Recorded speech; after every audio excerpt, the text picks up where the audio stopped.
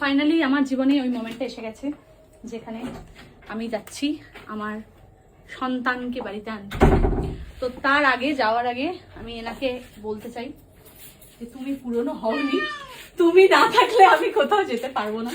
তোমার জন্য আমি বড় দিদি নিয়ে আসছি, কিছুক্ষণের মধ্যে তোমার সাথে তোমার বড় দিদির আলাপ হবে। তো দিদি দিদি না, দাদা না, আমি বলে দিচ্ছি দাদা নয় দিদি। তুমি, ইনি আমার চিরসাথী, ঠিক আছে? এনাকে আমি কোনোদিনও ভুলবো না, তুমি রাগ করবে না, তুমি অফেন্ড হবে না, তোমার জায়গা কেউ নিতে পারবে না, তুমি ওজি। তাই জন্য বুকে করে নিয়ে যাচ্ছি সেটা মানে ঠিক আছে, যার জন্য তোমাকে আমি বুকে করে নিয়ে যাচ্ছি। যেই আসুক, যত বড়ই যাই আসুক, ইনি আমার, তুমি আমার মনে আছো, সব ঠিকঠাক হোক এটাই চাই। আর সাথে আছেন আমার the one and only Sayani square মা, ওই যে। আর ওইদিকে আমার বাবা। আমার বোন যে জামাটা পরে আছে সেই জামাটা কিন্তু আমি কিনেছিলাম আজকে পরবো বলে, কিন্তু আমাকে পরে কেমন একটা ক্রিকেট প্লেয়ার লাগছিল, আমার মা বলেছে।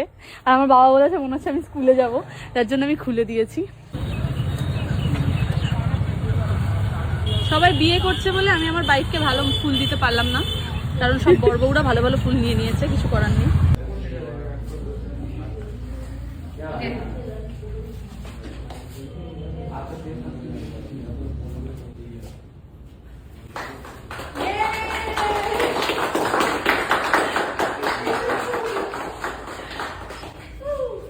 মালাটা আমাকে একটু এনে দাও, বরটাকে পরাই। সবাই বর বউ ভালো মালাগুলো নিয়ে নিয়েছে, মার্কেটে আর ভালো মালা ছিল না।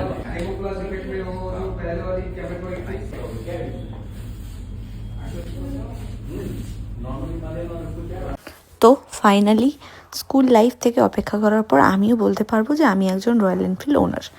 তো বড় মার নাম নিয়ে প্রথমবার গাড়িটা স্টার্ট দিয়ে এবার চালানোর পালা।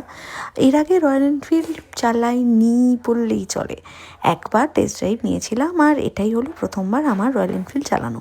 ভয় লাগেনি বলবো না, লেগেছে, বাট ওই যে ডারকে আগে জিতে, আর কিছুই না। সাথে খুব কাছের মানুষটা ছিল, তাই সাহসটা জোগাতে পেরেছিলাম। Yes, did it. I know.